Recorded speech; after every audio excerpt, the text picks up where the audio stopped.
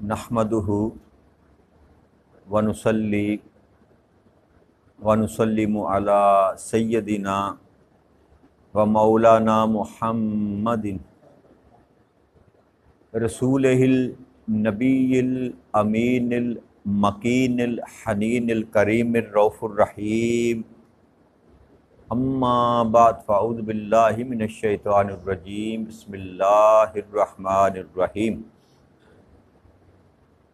واجب الاحترام ساتھی، اللہ تعالیٰ کا بے پناہ لطف و کرم اور اس کا احسان عظیم ہے کہ جس کی توفیق سے ہم اس کے ذکر کے لیے اس کے گھر میں جمع ہیں۔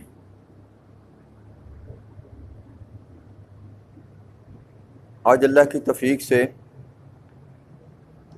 سورہ النساء کی آیت نمبر 49 ہے، جس سے ہم اپنے سبق کا آغاز کر رہے ہیں۔ اس آیت مبارکہ میں اللہ کریم نے ارشاد فرمایا، الم تر الی الذین یزکون انفسہم بل اللہ یزکی من یشاء ولا یظلمون فتیلا۔ کیا آپ نے ایسے لوگوں کو نہیں دیکھا جو خود کو پاک ظاہر کرتے ہیں، بلکہ اللہ ہی جسے چاہتا ہے پاک فرماتا ہے، اور ان پر ایک دھاگے کے برابر بھی ظلم نہیں کیا جائے گا۔ یہ آیت کریمہ یہودیوں کے متعلق اللہ کریم نے ارشاد فرمایا، کیا میرے محبوب، کیا آپ ایسے لوگوں کو نہیں دیکھتے کہ جن کی عجیب حالت ہے کہ خود ہی اپنے آپ کو پاک دامن، گناہوں سے پاک، بخشے ہوئے گردانتے ہیں، اور بلکہ اظہار کرتے ہیں، کہتے ہیں، ظاہر کرتے ہیں کہ ہم پاک ہیں۔ اور یہ حقیقتاً باللہ، لیکن اللہ ہی جسے چاہتا ہے پاک فرماتا ہے، اور ان پر ایک دھاگے کے برابر بھی ظلم نہیں کیا جائے گا۔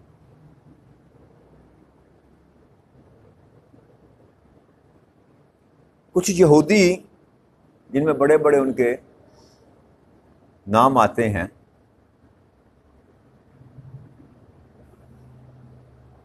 وہ اپنے تئیں اپنے آپ پر یہ دعویٰ کیا کرتے تھے کہ ہم بخشے ہوئے۔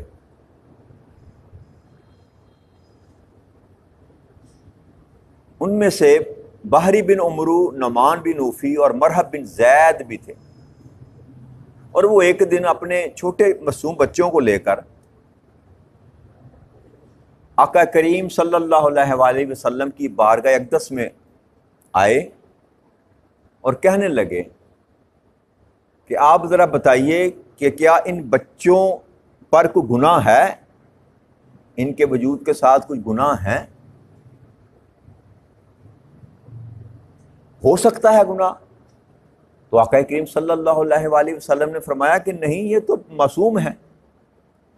تو کہنے لگے کہ ہم بھی انہی کی طرح معصوم ہیں۔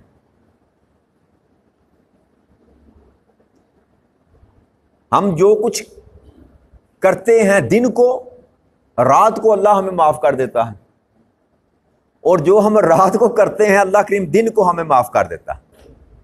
یہ ان کا گمان تھا، یہ ان کو وہم تھا کہ ہم بخشے ہوئے ہیں، جو بھی گناہ کر لیں، جو دن کو کرتے ہیں اللہ کریم رات کو بخش دیتا ہے، اور جو رات کو کرتے ہیں اللہ کریم ہمیں دن کو بخش دیتا ہے۔ ہر وقت ہم ان بچوں کی طرح معصوم رہتے ہیں۔ تو اس کا جواب اللہ کریم نے یہ دیا کہ جو پاک رکھنا ہے نا کسی کو، یا پاک کرنا ہے کسی کو، یہ اللہ کی منشا پر ہے، اللہ کی منشا پر ہے۔ چاہے تو پاک رکھے، جیسے اس نے اپنے انبیاء کرام کو رکھا، اپنی حفاظت میں رکھا، ہر نبی کو اپنی حفاظت میں رکھا، اس لیے نبی معصوم ہوتا ہے، نبی سے گناہ سرزد نہیں ہوتا، باوجود اس کے کہ وہ بشری لباس میں آتے ہیں۔ نفس ان کے اندر بھی موجود ہوتا ہے لیکن وہ اللہ کی حفاظت میں ہوتے ہیں. تو اللہ کہتا ہے کہ وہ تو میری چاہت پہ ڈپینڈ کرتا ہے. میں چاہوں تو کسی کو محفوظ رکھ لوں یا کسی کو معصوم بنا دوں. لیکن بڑے زندگی میں گناہ کیے تو اللہ اگر چاہے تو اس کے گناہ معاف کر کے اس کو معصوم کر دے. اس کے سارے گناہ، معصوم سے مطلب یہ ہے کہ معصیت سے پاک کر دے، اس کے سارے گناہ مٹا دے. تو یہ سارے کا سارا جو معاملہ ہے یہ تو اللہ کی منشا پر ہے.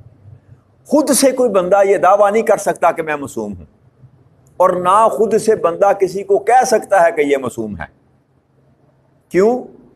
کہ کوئی بھی بندہ کسی کے حال کو جان ہی نہیں سکتا. کسی کے حال کو جان ہی نہیں سکتا کہ یہ جو نمازیں پڑھ رہا ہے اس کی قبول ہو رہی ہیں کہ نہیں، یہ جو تلاوت کر رہا ہے اس کی قبول ہو رہی ہے کہ نہیں، یہ ظاہراً جو نیک اعمال کر رہا ہے کیا اللہ کے ہاں اس کی مقبولیت ہے بھی کہ نہیں. یہ ظاہری جو لباس بنا کر بیٹھا ہے، جبہ کبا، لمبی داڑھی، ٹوپی، مسلح، ہر وقت تسبیح ہاتھ میں ہے، ظاہر دیکھ کر کوئی بندہ بھی یہ کہہ نہیں سکتا کہ یہ معصوم ہے، گناہوں سے پاک ہے. کیوں؟ کہ وہ جو اندر کا معاملہ ہے، حقیقت کا جو معاملہ ہے، وہ اللہ کے سوا کوئی جانتا نہیں. اس لیے یہ کہنا جائز ہی نہیں ہے.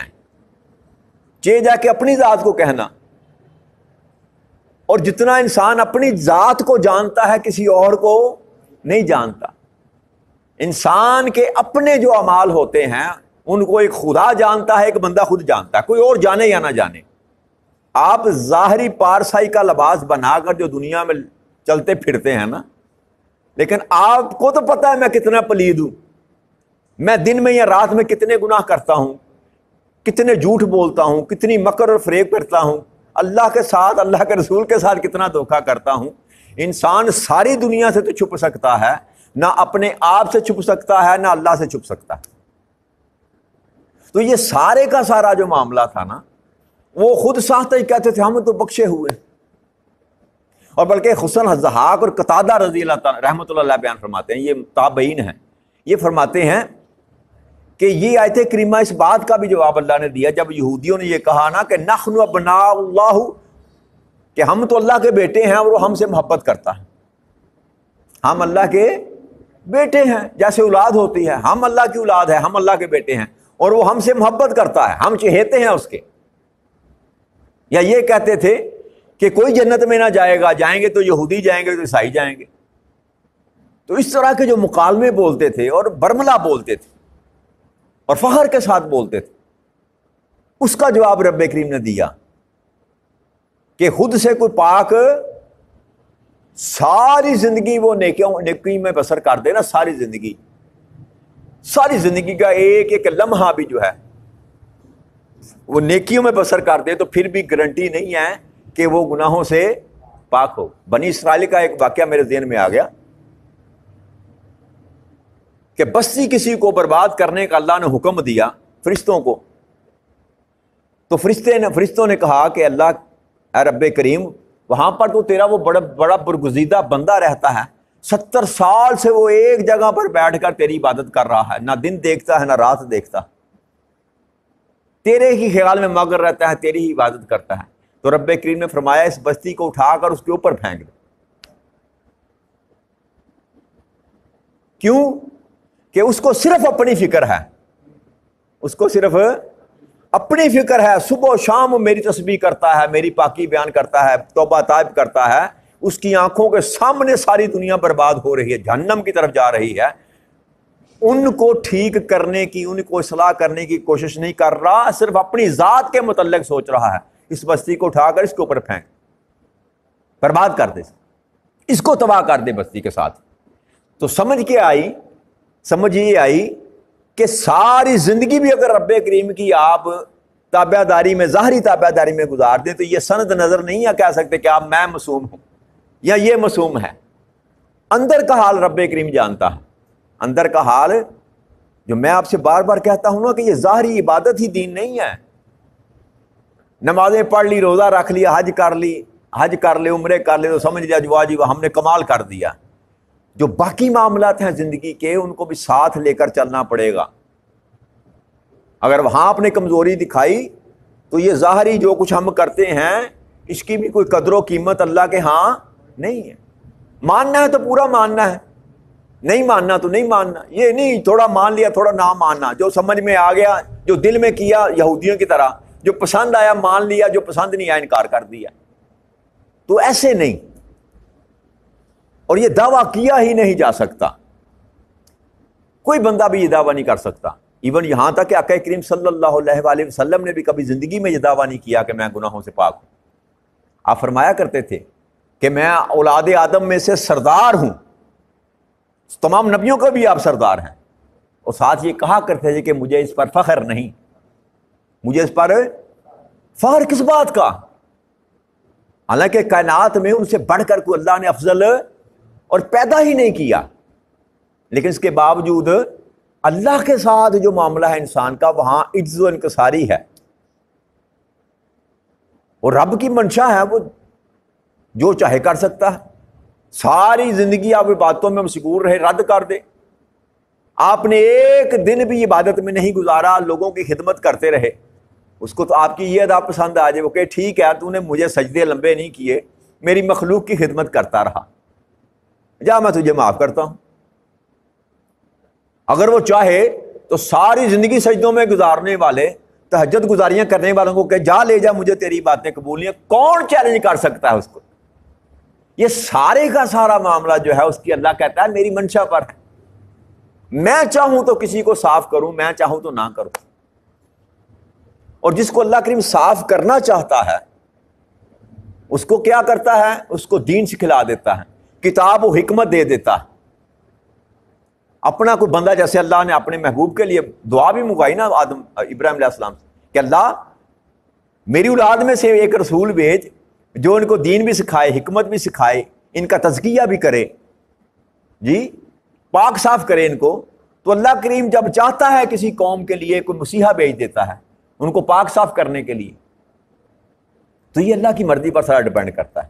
لہٰذا انسان کو یہ وہم کبھی بھی نہیں ہونا چاہیے کہ میں بخشا ہوا ہوں. جیسے ہم کہتے ہیں نا کہ جنت اس نے بنائی ہے، کن کے لیے بنائی ہے؟ ہمارے لیے ہی بنائی ہے، ہم ٹھیکیدار نہیں ہیں جنت کے، صرف ہم ہی اس کی مخلوق نہیں ہے، یا جو چند ہم کہتے ہیں دعوے دار ہیں. اس وقت مسلمان دنیا میں دوسرے نمبر پر، پہلے نمبر پر عیسائی ہیں تعداد میں. تو سارے مسلمان بھی اگر گنے جائیں 2.25 ارب یا 2 ارب، تو یہ دعویٰ نہیں ہم کر سکتے کہ ہمارے لیے ہی جنت بنائی گئی ہے.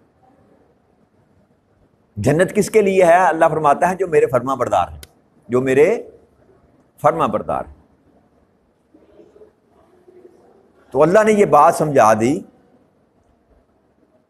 کہ جس کو میں چاہتا ہوں اس کو میں پاک کرتا ہوں، خود سے کوئی پاک ہو نہیں سکتا. اور پھر فرمایا کہ ان پر ایک داغے کے برابر بھی ظلم نہیں کیا جائے گا. جو مال بھی انسان کرتا ہے اگر وہ پاکیزگی کی طرف چل کر جاتا ہے، نیک عمال کرتا ہے، صالحات کرتا ہے، تب بھی اگر وہ نافرمانی کرتا ہے، ظلم کرتا ہے، معصیت کرتا ہے، تب بھی ایک داغے کے برابر ان پر ظلم نہیں کیا جائے گا. یعنی کہ جو کرے گا وہ سو اس کو لوٹا دیا جائے گا. فتیلہ کہتے ہیں داغے کو. اور فتیلہ کا ایک عربی لغت میں جو کھجور ہوتی ہے نا، کھجور کی جب گٹھلی نکالی جائے تو اس کے وہ جو لائن ہوتی ہے اس کے بیچ میں ایک بریک دھاگا سا ہوتا ہے، اس کو فتیلہ کہتے ہیں.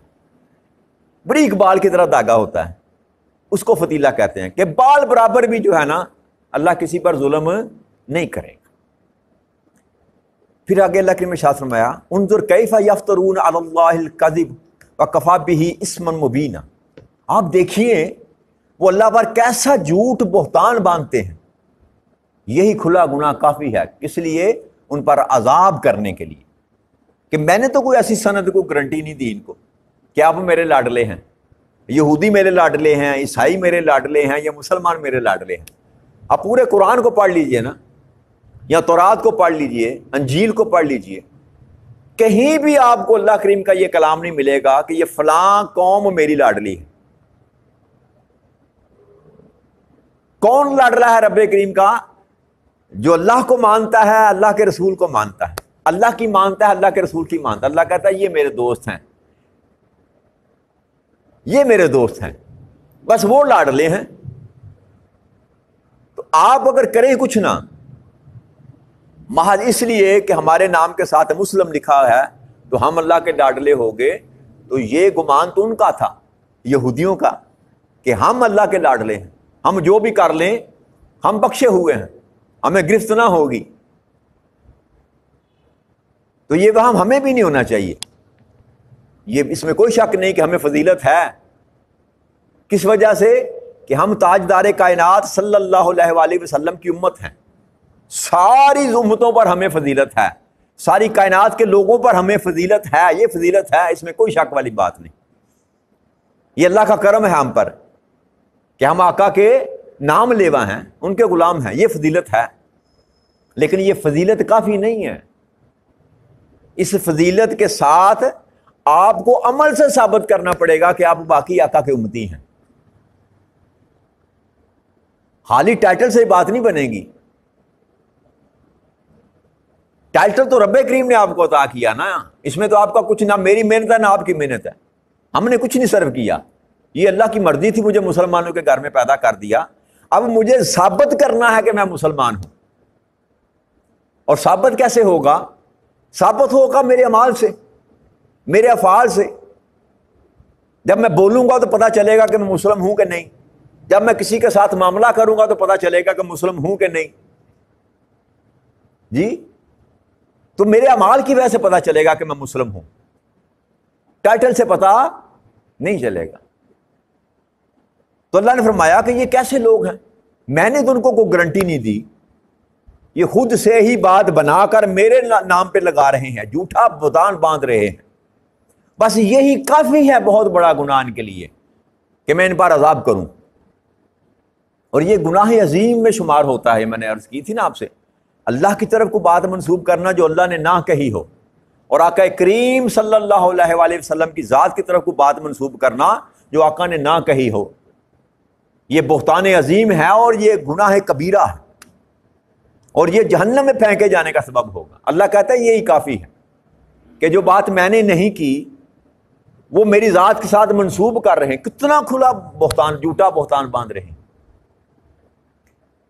پھر اللہ کریم فرماتے ہیں الم تر الی الذین اوتوا نصیبا من الکتاب یؤمنون بالجبت والطاغوت ویقولون للذین کفروا ہؤلاء اہدی من الذین آمنوا سبیلا۔ کیا آپ نے ان لوگوں کو نہیں دیکھا جنہیں ہم نے کتاب کا کچھ حصہ دیا، آسمانی کتاب کا؟ یہودی، ہاں، یہ بھی یہودیوں کی بات کی جا رہی ہے۔ پھر وہ بتوں اور شیطانوں پر ایمان رکھتے ہیں اور کافروں کے بارے میں کہتے ہیں کہ مسلمانوں کی نسبت یہ زیادہ سیدھی راہ پر ہے۔ تو یہ آیت کریمہ، یہ کچھ لوگ جو تھے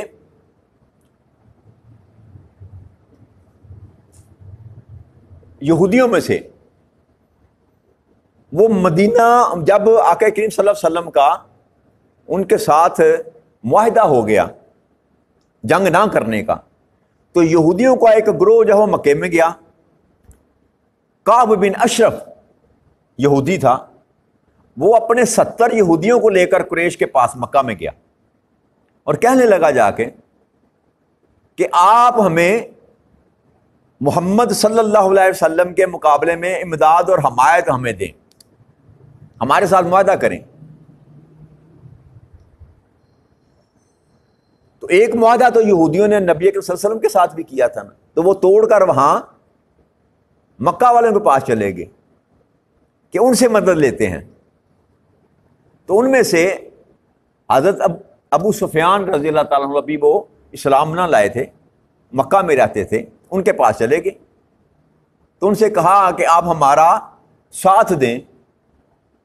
تو انہوں نے کہا کہ ہم تمہارا اعتبار کیسے کریں، تم بھی اہل کتاب ہو، وہ بھی اہل کتاب ہے، تو تم تو مل جاؤ گے آپس میں، یعنی کہ تم بھی ایک اللہ کی بات کرتے ہو، وہ بھی ایک اللہ کی بات کرتے، تم دونوں اہل کتاب ہو، تو ہم تمہارا اعتبار کیسے کریں؟ کہیں یہ تمہاری چال نہ ہو کہ تم ہمیں اپنے ساتھ ملا کر جنگ کرنا چاہتے ہو، یہ تمہاری چال لگتی ہے۔ تو انہوں نے کہا کیسے یقین کرو گے؟ تو انہوں نے کہا، مشرکوں نے کہا کہ ہم تب یقین کریں گے کہ تم ہمارے بتوں کو سجدہ کرو، ان کو مانو، خدا مانو۔ تو وہ جو یہودی تھے انہوں نے سجدہ کیا بتوں کو، سجدہ کیا اور مانا، اور یہ کہا کہ تم ان سے بہتر ہو، تم محمد صلی اللہ علیہ وسلم ان کے ساتھیوں سے تم بہتر ہو، اس کا ذکر رب کریم کر رہے ہیں۔ یہ کیسے لوگ ہیں کہ ہم نے ان کو آسمانی کتاب دے رکھی تھی، لیکن کیا کیا کہ انہوں نے بتوں پر اور شیطان پر ایمان رکھنا شروع کر دیا، اور یہ کہتے ہیں کہ یہ کافر جو ہیں، یہ بت پرست جو ہیں، ابو سفیان کا جو گروپ جو مکہ کے قریش یہ تھے اس وقت، یہ مسلمانوں سے بہتر ہیں، مسلمانوں کی نسبت زیادہ سیدھی راہ پر ہیں۔ وہ کہا کرتے تھے نا، ابو سفیان وغیرہ کہا کرتے اس وقت کہ ہم یہ نیا دین لے کر آگے، اپنے باپ دادا کا انہوں نے دین چھوڑ دیا، سیدھے رستے پر تو ہم ہیں، ہم سال پر حاجی آتے ہیں، ان کی خدمت کرتے ہیں، قربانی دیتے ہیں، لوگوں کی مدد کرتے ہیں، لوگوں پہ خرچ کرتے ہیں، یہ پتہ نہیں کہاں سے دین لے آیا، اپنے باپ دادا کسی نے دین چھوڑ دیا۔ تو ان یہودی علماء نے، ان کے جو 70 آدمی، انہوں نے گواہی دی اس بات کی کہ تم ان سے بہتر ہو، تم ان سے بہتر ہو۔ اس بات کو رب کریم نے یہاں پر بیان کیا کہ یہ کیسے لوگ ہیں جو صریحاً گناہ کرتے ہیں، جھوٹ بولتے ہیں، اور پھر یہ کہ الٹا جو حق پر ہیں ان کو کہتے ہیں نہ حق پر ہیں، جو مشرک ہیں کافر ان کو کہتے ہو تم حق والوں سے اچھے ہو۔ تو یہ بیماری بھی تھی کہ اپنا مقصد حاصل کرنے کے لیے، اپنا معاملہ سیدھا کرنے کے لیے جھوٹ کا سہارا لیا، رب کی طرف بھی جھوٹ باندھا، اور جو حق پر تھے آقا کریم صلی اللہ علیہ وسلم حالانکہ جانتے تھے کہ یہ حق پر ہیں، یہودیوں سے بہتر کوئی نہیں جانتا تھا کہ یہ حق پر ہیں، لیکن دنیا کے معاملے کو سامنے رکھتے ہوئے اس حق کو بھی چھپایا اور یہ کہا کہ تم ان سے بہتر ہو۔ تو اللہ کہتا ہے یہ بھی کھلا گناہ ہے، صریح ہے، یہ گناہ بھی کافی ہے ان کے لیے۔ کیسا جھوٹا بہتان انہوں نے باندھا۔ تو رب کریم نے ان کی اس بات کو بھی شیطان کی پوجا اور بتوں کی پوجا کہا کہ دین اسلام کو چھوڑ کر محض اس لیے کہ یہ نبی ہماری نسل میں سے نہیں آیا، اس کی مخالفت پر اتر آئے، اور جانتے بوجھتے کہ یہ حق پر ہیں اس کو باطل قرار دے دیا، اور جو باطل پر تھے ان کو حق قرار دے دیا۔ تو یہ دنیا کی محبت ہے، انسان کو جھوٹ بولنے پر اور حق کو نہ ماننے پر مجبور کرتی۔ تو یہی معاملہ ان کے ساتھ تھا، دنیا پرست تھے، محض دنیا حاصل کرنے کے لیے اس وقت کے یہود نے اسلام کو قبول نہ کیا۔ تو آج کی بات یہیں ختم کرتے ہیں، اس سے آگے اللہ کریم نے چاہا تو کل بات کو لے کر چلیں گے۔ وما علینا الا البلاغ المبین۔ السلام علیکم ورحمۃ اللہ وبرکاتہ۔